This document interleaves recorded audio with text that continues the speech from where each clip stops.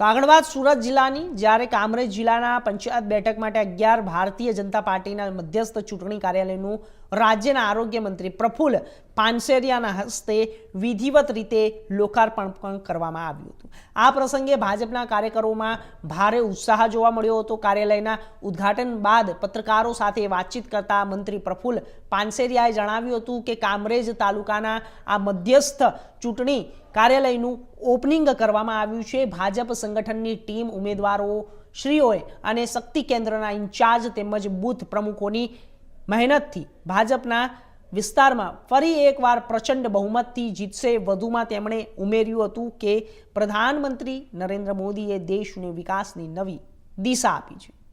કામરેજ વિસ્તારમાં હોસ્પિટલ સહિત જે અનેક લોક ઉપયોગી અને ગરીબ જનતા માટેના વિકાસ કાર્યો થયા છે તેનું જોરે ભાજપ ગત વખત પણ ડબલ લીડથી વિજય મેળવશે તેવો વિશ્વાસ તેમણે વ્યક્ત કર્યો હતો। કાર્યક્રમમાં જિલ્લા પંચાયત, તાલુકા પંચાયત, નગરપાલિકાના હોદ્દેદારો તેમજ ભાજપના પાયાના કાર્યકર્તાઓ મોટી સંખ્યામાં હાજર રહ્યા। તમામ કાર્યકરોએ આગામી ચૂંટણીમાં ભાજપના ઉમેદવારનો જંગી મતોથી વિજયી બનાવવા માટેનો સંકલ્પ લીધો હતો। કામરેજ તાલુકાના આજે આ મધ્યસ્થ ચૂંટણી કાર્યાલયના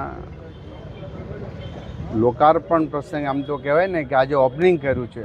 ઓપનિંગ પ્રસંગે અમારા સંગઠનની ટીમ, ભારતીય જનતા પાર્ટી, ઉમેદવારશ્રી અને અહીંના તમામ શક્તિ કેન્દ્રના ઇન્ચાર્જ, બૂથના પ્રમુખશ્રી બધા હાજર રહી અને ભારતીય જનતા પાર્ટી આ વિસ્તારમાં પ્રચંડ બહુમતીથી પહેલાં જીતી હતી અને પાછી જીતવાનો આજે સંકલ્પ કર્યો છે। મને આશા છે કે કામરેજની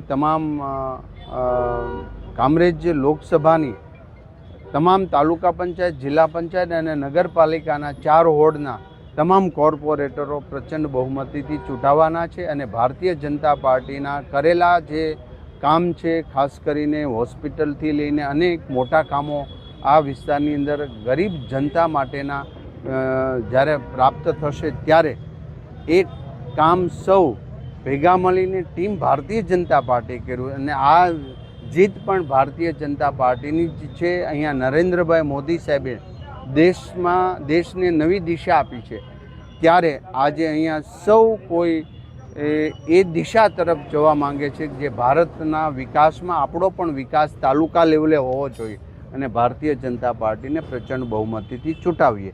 અને આજે કાર્યાલય ખુલ્લું મૂકવામાં આવ્યું છે અને શુભેચ્છા પાઠવું છું।